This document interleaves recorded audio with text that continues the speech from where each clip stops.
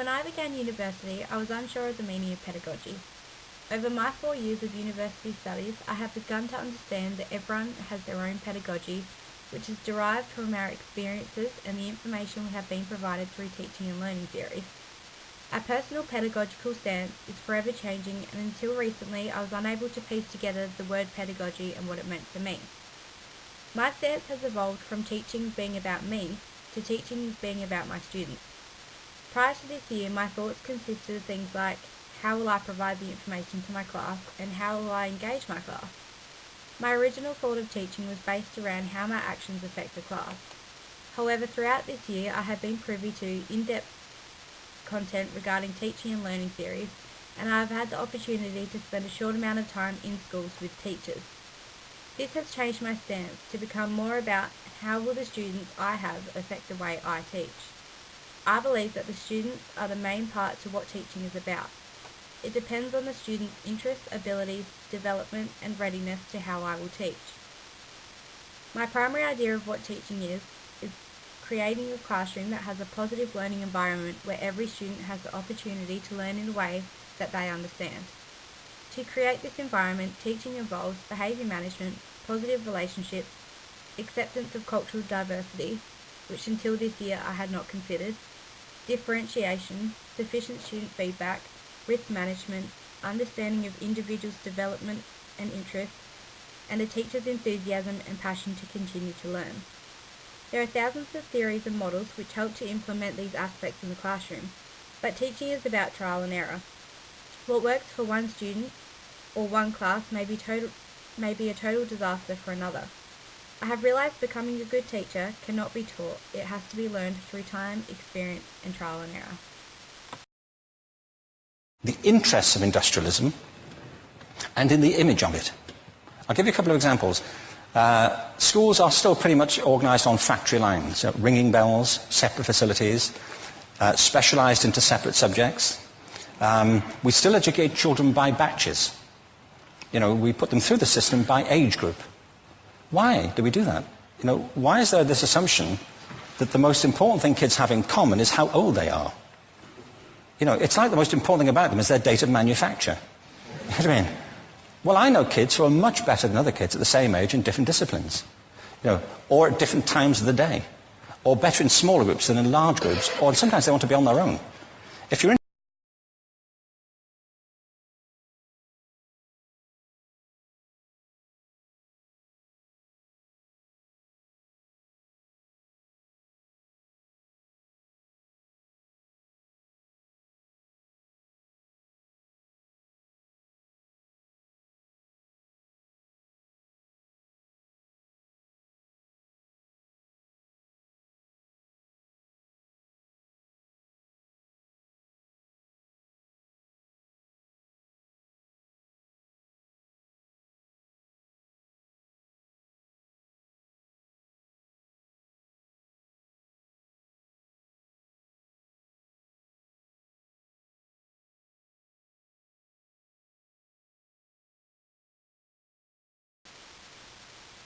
Allowing different progression speeds, setting a wide range of assessment tasks, providing different avenues to acquiring content and using different instructional methods are all examples of differentiation that help tailor for different levels of understanding and achievement.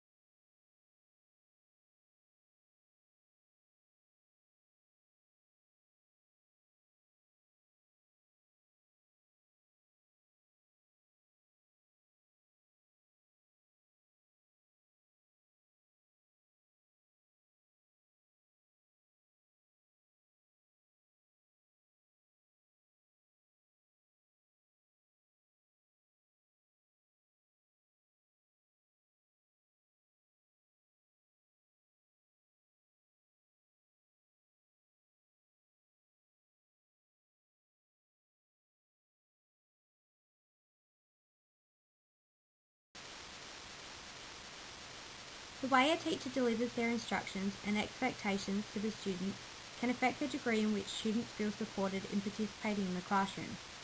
Classrooms that are perceived as having a strong emphasis on mastery goals, which are goals intended to increase students' confidence, mastery of materials, and improvement on their past performances rather than the performance of others, have been shown to have the lowest rates of students cheating, self-handicapping, being disruptive, and avoiding seeking help.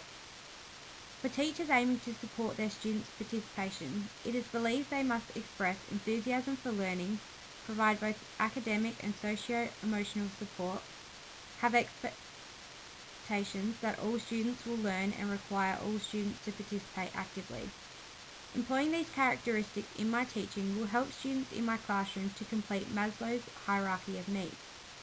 Students will feel as though they have a valued opinion in the classroom and therefore a sense of belonging and enhanced self-esteem through teacher encouragement and support of their participation. This is important as students who perceive their teacher as creating a caring, well-structured environment are more likely to engage and behave in the classroom.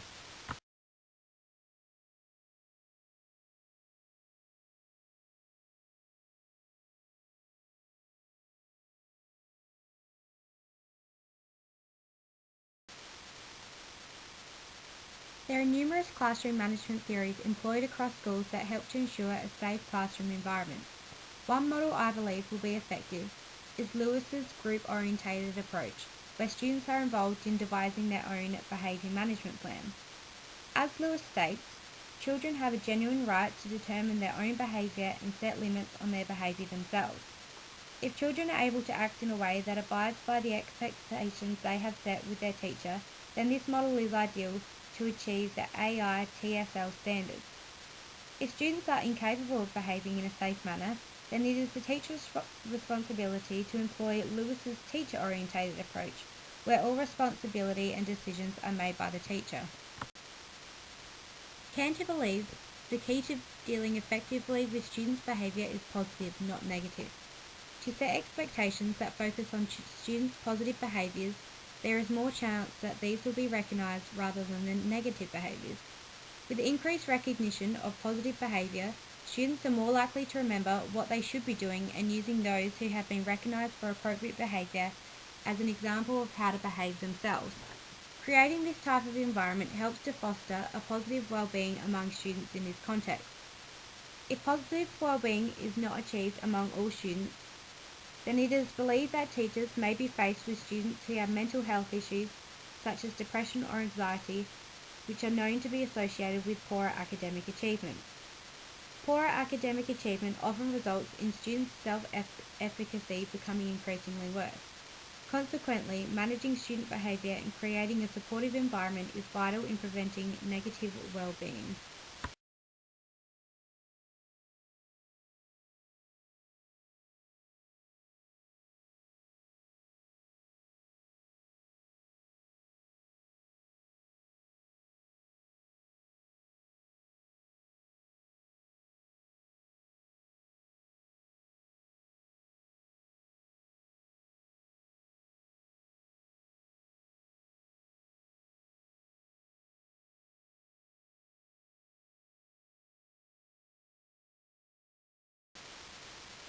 A form of feedback readily used in schools today is a rubric, as shown on this slide. Rubrics are used to assess the student's ability to meet a given criteria. They are designed with an allocation of marks to each criterion, revealing to the students the emphasis on each of the aspects required in the assignment.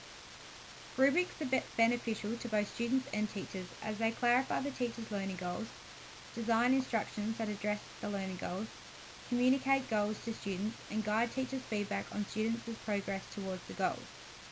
I intend to use rubrics in my class to provide students with appropriate, specific and useful feedback.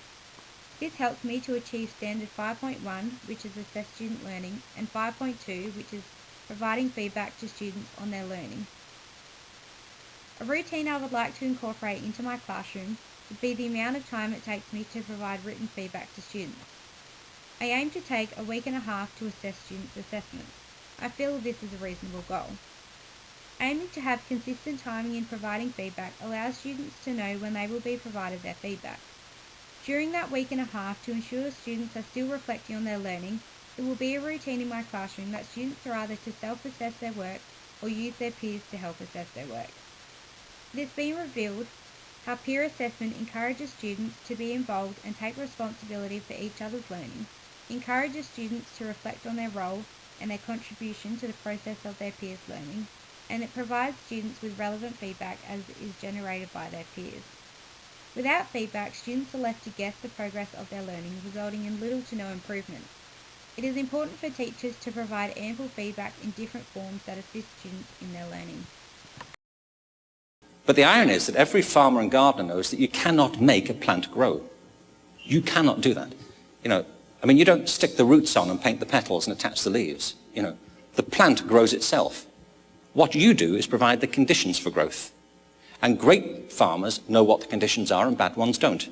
Great teachers know what the conditions of growth are and bad ones don't.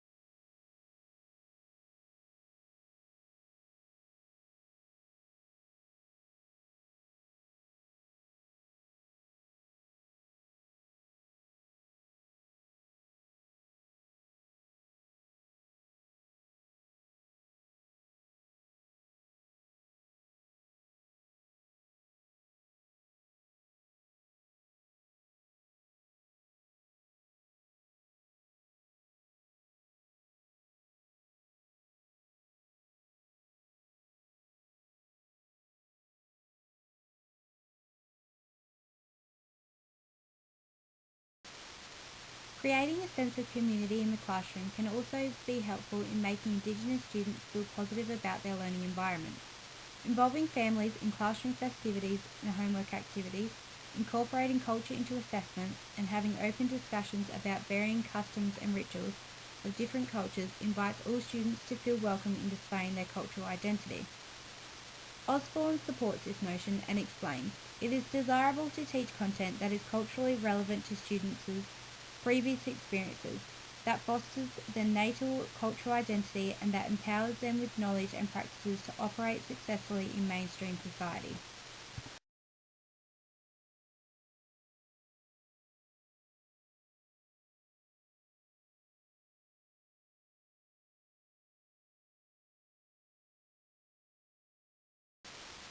For some Indigenous students, English is their second language and therefore their communication skills lack. Anything a teacher can do to assist in enhancing communication and understanding will help Indigenous students in the classroom. It was discovered by encouraging students to freely call out answers, questions or comments during lessons rather than raising their hands as seen in mainstream classrooms. It promotes active learning by all students. The key to ensuring Indigenous students have understood the information provided is to repeat the information in different ways. This may be as simple as rewording it, or it may involve the use of visuals, sounds, or videos. Delivering the information in a variety of forms increases the chances of students understanding. Whilst I would not normally encourage students to call out without raising their hands, it is an interesting ritual that I wish to try.